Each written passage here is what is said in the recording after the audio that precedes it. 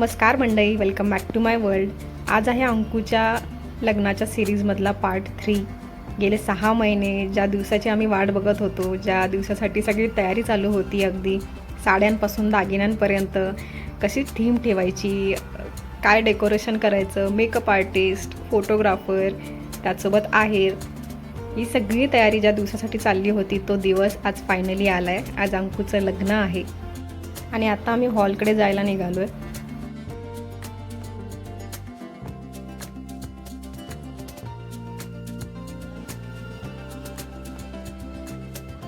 हळदीचा मुहूर्त हा 11 वाजताचा होता आणि त्यासाठी आम्हाला 10:30 वाजता हॉलवर पोहोचणं गरजेचं होतं, जेणेकरून अंकू रेडी होऊन 11 वाजता हळदीला सुरुवात होईल.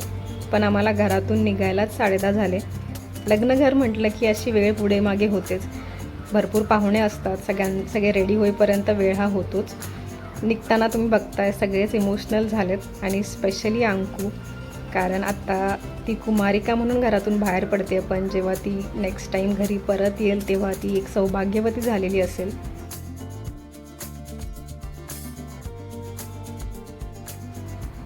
आत्ता ज्या रीतीने अंकू घराकडे मागे वळून पाहते ना, त्यावरून तुम्हाला तिच्या मनाची अवस्था कळालीच असेल.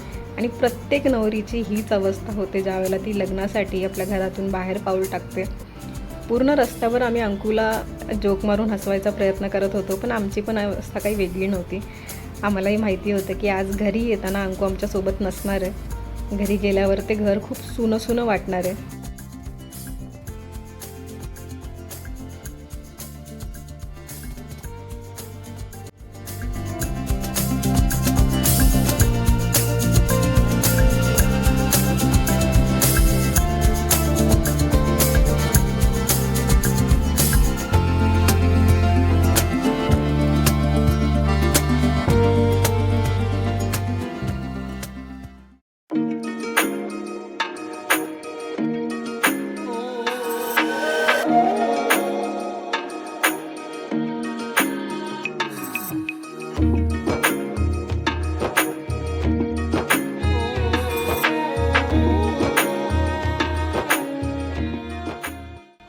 हॉलवर पोचल्यानंतर सगळ्यात प्रथम भेटीचा कार्यक्रम होतो. वधू आणि वर दोन्ही पक्षातले पुरुष मंडळी एकमेकांना श्रीफळ देतात, साखर भरवतात आणि एकमेकांची भेट घेतात. या लग्नानिमित्त 2 कुटुंब आता एकत्र येणार आहेत हे दर्शवणारा हा कार्यक्रम असतो.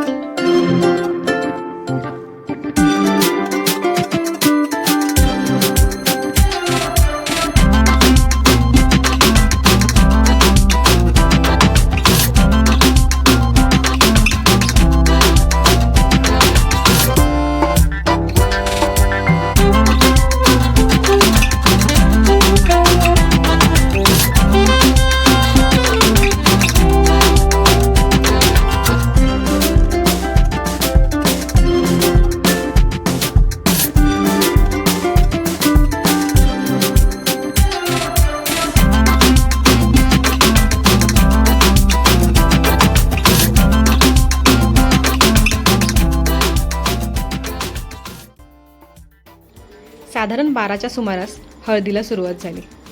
सगळ्यात आधी नवरा नवरीचे आईवडील त्यांना हळद लावतात आणि त्यानंतर बाकी सगळे पाहुणे मंडळी. इकडे अंकूला हळद लागली आणि तिचे डोळेही पाणावले.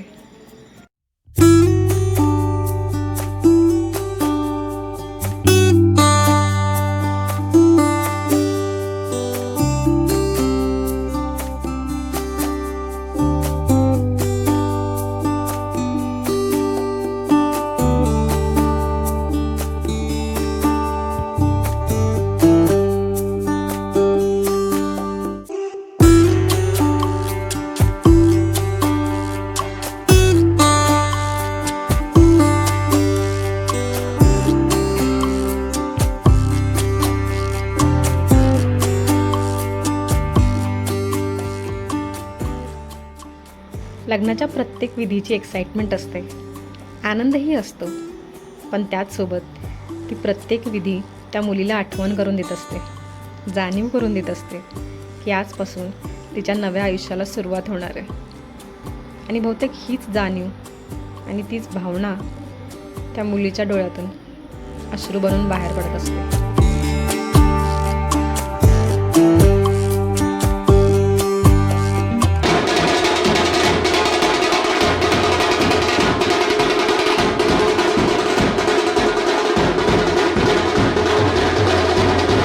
रुखवतामध्ये नवरी मुलीकडून जे काही पदार्थ बनवले जातात ते सगळे पदार्थ नवरीचे भाऊ मिळून हे असं वाजत गाजत नाचत हॉलमध्ये घेऊन येतात.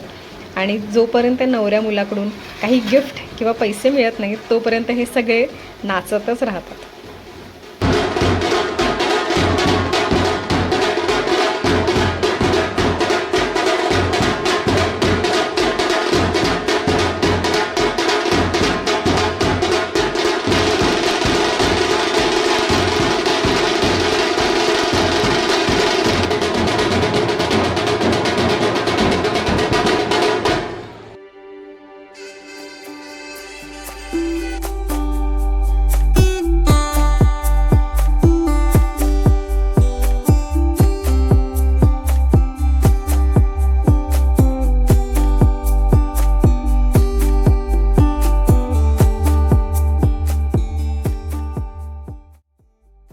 आपल्या शास्त्रात सगळ्यात श्रेष्ठ आणि पुण्याचं मानलं गेलेलं हे कन्यादान.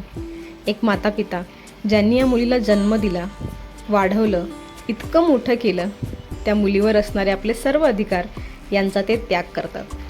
आणि हेच अधिकार ती मुलगी आता आपल्या होणाऱ्या नवऱ्याला देते. आणि या बदल्यात आतापर्यंत तुम्ही जशी तुमच्या मुलीची काळजी घेतली अगदी तशीच काळजी आता मी जन्मभर हिची घेईन असं वचन तो नवरदेव त्या पित्याला देतो.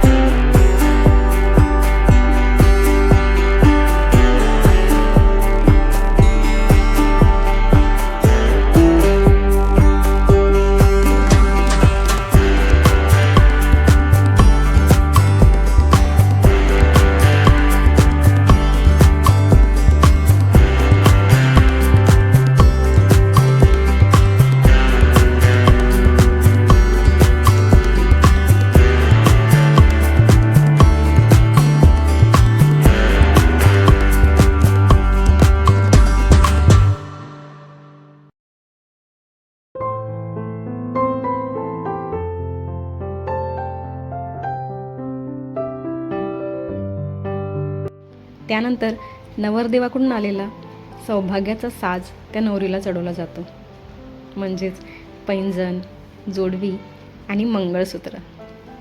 आणि मग सुरुवात होते ती सप्तपदींना.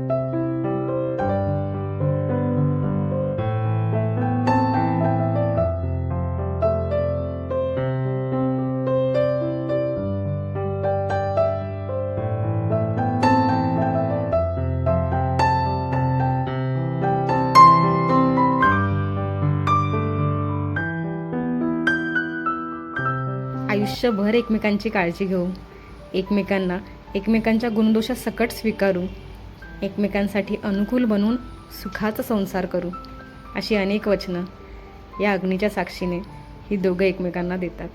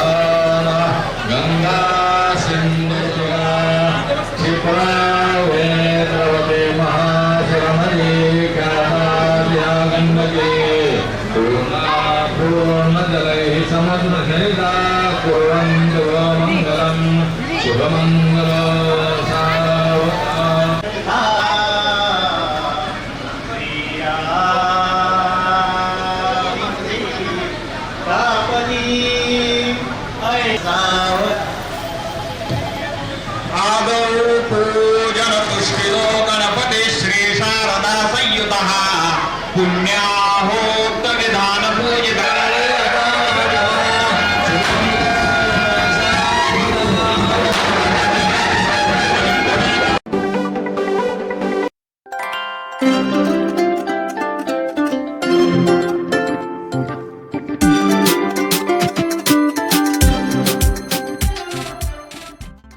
तर अशा प्रकारे आज रक्ताचं नसलं तरी रक्तासारखंच एक घट्ट नातं तयार झालं आहे. आजपासून हे दोघे आयुष्याच्या प्रत्येक चढउतारात, प्रत्येक सुखदुःखात एकमेकांना साथ देणारे साथीदार झालेत, आयुष्याचे जोडीदार झालेत.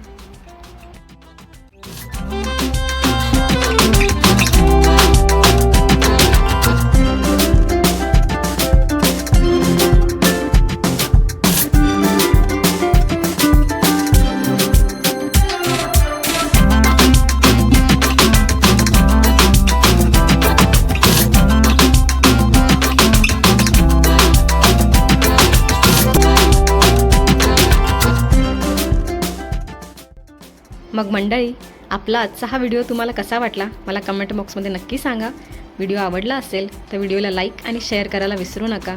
आणि हो, आपल्या चॅनललासुद्धा प्लीज सबस्क्राईब करा. Thanks for watching. पुन्हा भेटूच.